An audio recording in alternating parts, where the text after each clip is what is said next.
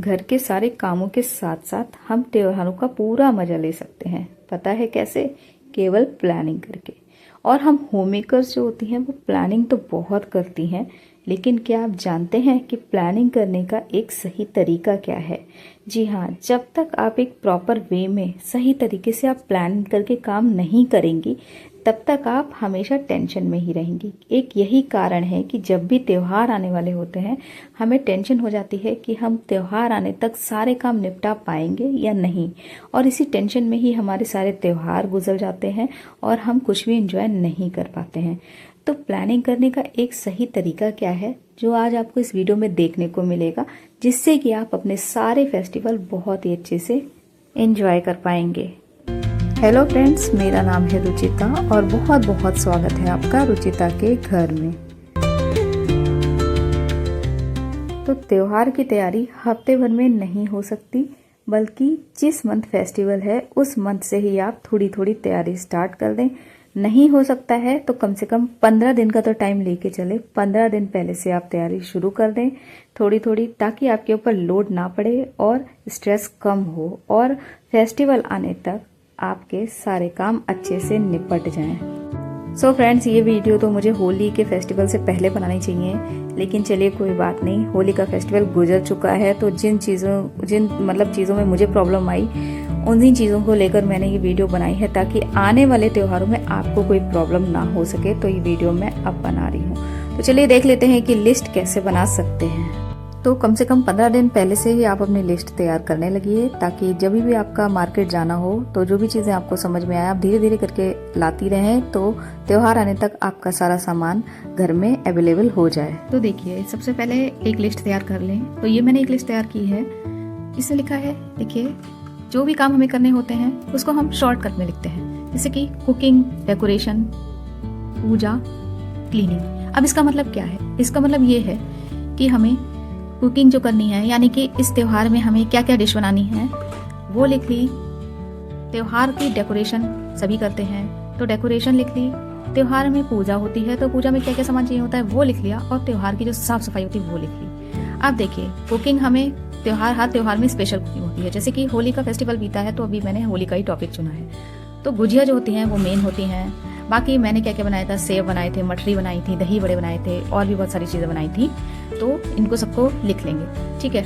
इसके बाद अब हमें पूजा में क्या क्या सामान चाहिए होता है, गुलाल चाहिए, कलर चाहिए गीला वाला, या मुझे अपने भगवान जी के वस्त्र लेने थे तो मैंने वस्त्र ऐड कर दिए। बाकी आपको पूजा से रिलेटेड जो भी सामान लिखना हो वो आप लिख लीजिए। अब जो त्योहार की डेकोरेशन होती है, अब डेकोरेशन में आप कुछ भी लिख सकती हैं। घर के जो डेकोरेशन वाले आइटम्स होते हैं वो लिख सकती हैं, लेकिन मुझे यहाँ पर लेना था टेबल कवर, कुशन कवर, और बहुत सारी चीज़ होती है जो आप लिख सकती हैं। फिलहाल मुझे अभी यही दोनों चीज़ें लेनी थी, क्योंकि दिवाली में मैंने भी काफ़ी डेकोरेशन वाला सामान लिया था। ठीक है, डेकोरेशन लिख ली। अब डेकोरेशन और क्लीनिंग, ये दोनों काम हमारे साथ साथ चलने चाहिए। कहने का मतलब ये है कि आप जब घर की क्लीनिंग शुरू करती हैं फेस्टिवल वाली, तो क्लीनिंग के साथ साथ ही आप अपना डेकोरेशन का भी काम खत्म करते जाइए। इससे क्या होगा, इससे आपके दो काम एक साथ हो जाएंगे। साफ सफाई भी हो रही है घर की, डेकोरेशन भी हो रही है, और हो सके तो आप डीक्लटरिंग भी कर दें साथ साथ, यानी कि जो सामान आपका एक्स्ट्रा है, जो यूज नहीं हो रहा है, उसको आप हटाते जाएं, तो सारे काम आपके एक साथ चलते रहेंगे। अब ये मैंने क्या बनाया, ये मैंने बनाई है एक लिस्ट। अब इस लिस्ट में जैसे कि मैंने कुकिंग में ये सारी चीजें लिखी हैं, तो ये सारी चीजें एक मेरे दिमाग में ये रिमाइंड कराएंगी कि मुझे ये सारी चीजें बनानी है, और इन सारी चीजों को बनाने के लिए क्या क्या सामान मुझे चाहिए होगा, उस सामान की एक अलग लिस्ट बनेगी, ठीक है। तो अभी फिलहाल मैं मोटा मोटा नोट करती जा रही हूँ, क्योंकि अभी 1 महीने का टाइम है या फिर 15 दिन का टाइम है। आप 15 दिन लेके चलिए, ठीक है। होली का त्योहार गुजर चुका है, इसके बाद मैं ये वीडियो बना रही हूँ। ये वीडियो तो मुझे पहले बनानी चाहिए थी, ठीक है। तो ये मैंने तैयार कर लिया है। तो ये सारा इस तरीके से आप तैयार कर सकती हैं। एक मैंने आपको आइडिया दे दिया है।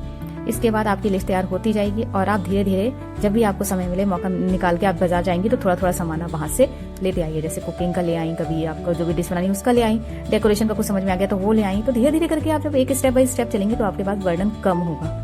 तो देखिए, हर त्योहार की अपनी एक खासियत होती है। जैसे होली के त्योहार की खासियत यह है कि उसमें गुजिया जरूर बनती हैं। तो एक गुजिया का मेन काम होता है, तो जो भी हमारे मेन काम होते हैं उसको अगर हम पहले कर देंगे तो हमारा स्ट्रेस काफी हद तक कम हो जाएगा, क्योंकि हमें पता है जो हमारा मेन काम था, जो गुजिया बनने का काम था, जिसमें काफी टाइम लगता है, वो हमने कर लिया है। तो हो सके कि होली के 1 दिन पहले तक आप अपनी गुजिया बना लें। सो फ्रेंड्स, अब मैं बनाने जा रही हूँ मठरी, और शाम हो चुकी है, शाम के लगभग 4 बजे हैं। और ये देख लीजिए, ये है मठरी का आटा लगाने जा रही हूँ अब मठरी का, और बनाऊंगी मठरी और बेसन के सेव। सो फ्रेंड्स, अभी आप जो क्लिप देख रहे थे ये थी होलिका दहन वाले दिन की, यानी कि जिस दिन होलिका दहन हुआ था उस दिन शाम को लगभग 4 बजे से मैं लगी थी ये सारी चीज़ें बनाने में, यानी कि जो त्यौहार की एक्स्ट्रा कुकिंग होती है वो सब मैंने उसी दिन निपटा दी थी। बेसन के सेव और मैदे वाली मटरी और दही बड़े और मीठी इमली की चटनी, जो भी कुछ चीज़ें थी वो मैंने उसी दिन बना दी थी। और जो भी बर्तन वगैरह निकले थे वो सब कुछ धो दिए थे, ताकि मेरा होली वाले दिन कोई भी काम पेंडिंग ना रहे।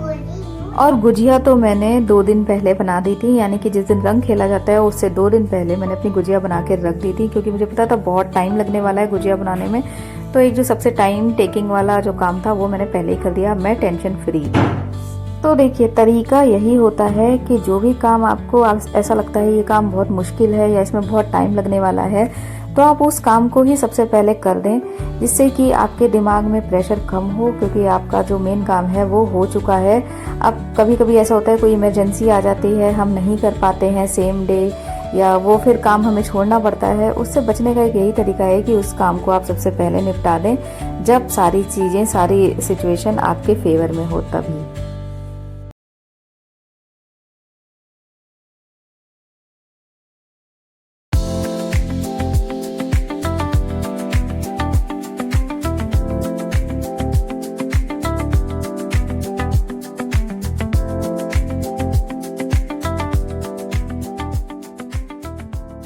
और ये बनाए थे मैंने बेसन वाले सेव। ये सारी चीज़ें जो भी बनाई थी ये मैंने जिस दिन होली खेली जाती है उससे 1 दिन पहले ही बनाकर रख दी थी। तो काफ़ी कुछ बनाया था इस बार होली में, लेकिन ना थकान बहुत ज़्यादा हो गई थी इतना सब कुछ बनाने में। और ये सब बनने में जो भी बर्तन निकले थे, ये मशीन वगैरह एक्स्ट्रा बर्तन भी हो जाते हैं कुकिंग करो तो, ये सब कुछ मैंने रात में ही धुल के रख दिया था। अब मैंने अपने माइंड में ये सोच लिया था कि जो भी कुछ एक्स्ट्रा काम है वो मुझे अभी रात में ही निपटाना है, चाहे सोने में मुझे थोड़ा लेट हो जाए, लेकिन सुबह के लिए मैं सॉर्ट रहूँगी, क्योंकि सुबह गेस्ट भी आने लगते हैं और होली खेलने का कार्यक्रम भी शुरू हो जाता है। तो सुबह में कुछ भी एक्स्ट्रा काम नहीं हो पाता है, केवल खाना ही बन पाता है। तो सारा सामान जो भी बनाया था उसको मैंने डिब्बों में कर दिया, जितने एक्स्ट्रा बर्तन निकले थे वो सब कुछ धो दिए, किचन पूरी क्लीन कर दी। बाकी अब मैं बिल्कुल रिलैक्स थी सुबह की प्रिपरेशन के लिए, सुबह केवल खाना बनना था। तो फ्रेंड्स, होली वाले दिन यानी कि जिस दिन रंग खेला जाता है उस दिन आप सुबह में सबसे पहले खाना बना करके रख दीजिए। अगर आपके यहाँ पक्का खाना बनता है तो आप एक सब्जी या फिर पूड़ी बना दीजिए। ज़्यादा कुछ बनाने के चक्कर में मत पड़िए, क्योंकि वैसे भी इतना सब खाकर किसी का खाने का मन नहीं होता है। और अगर पक्का खाना नहीं बनता है तो फिर दाल चावल, पुलाव या तहरी, इस तरीके का कुछ बनाइए जिसमें टाइम कम लगे। और सबसे पहले खाना बना के रख देंगी तो आप अपना होली का त्योहार अच्छे से एंजॉय कर। होली वगैरह खेलने के बाद नहा धो करके, खाना खा के, रेस्ट करके, इसके बाद आप हो जाइए तैयार और निकल जाइए अपनी फ्रेंड्स के साथ, अपने फैमिली मेंबर्स के साथ या फिर अपने रिलेटिव्स के साथ कहीं बाहर आउटिंग पे। जी हाँ, ये बहुत ज़रूरी है, क्योंकि 15-20 दिन से जो आप मची पड़ी थी काम में, उससे जो आपका फिजिकल लॉस और मेंटल लॉस हुआ था ना, उसकी रिकवरी करने के लिए आउटिंग बहुत ज़्यादा ज़रूरी है।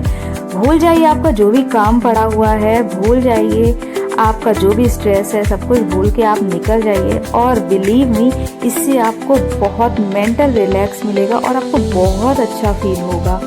सारा कुछ आप भूल जाएंगी, टेंशन वगैरह, और किसी ऐसी जगह पर जाइए जहाँ पर आपको बहुत पीसफुल लगे। तो मैं भी निकल गई थी अपनी फैमिली के साथ थोड़ा आउटिंग पे, और वहाँ पर जाकर मुझे बहुत सुकून मिला, बहुत ही अच्छा लगा और मैंने बहुत एंजॉय भी किया। तो फ्रेंड्स, ये वीडियो मुझे बनाना चाहिए था होली से पहले, मगर मैं ये वीडियो अब बना रही हूँ और अब अपलोड करूँगी, तब आप देख पाएंगे। तो फ्रेंड्स, ये त्यौहार तो निकल गया। खैर, आने वाले त्योहारों में आप अच्छे से प्लानिंग करके आप अपने त्यौहार को एंजॉय करें, तो मुझे बहुत अच्छा लगेगा। तो फ्रेंड्स, वीडियो थोड़ा सा भी अच्छा लगा हो तो सब्सक्राइब कर दें रुचिता के घर को, ताकि हम यूट्यूब की अपनी छोटी सी फैमिली बना सकें और ऐसी इंटरेस्टिंग वीडियो और मैं आपके साथ शेयर कर सकूं। तो चलिए, मिलती हूँ नेक्स्ट वीडियो में। तब तक अपना ध्यान रखिए, खुश रहिए और स्वस्थ रहिए।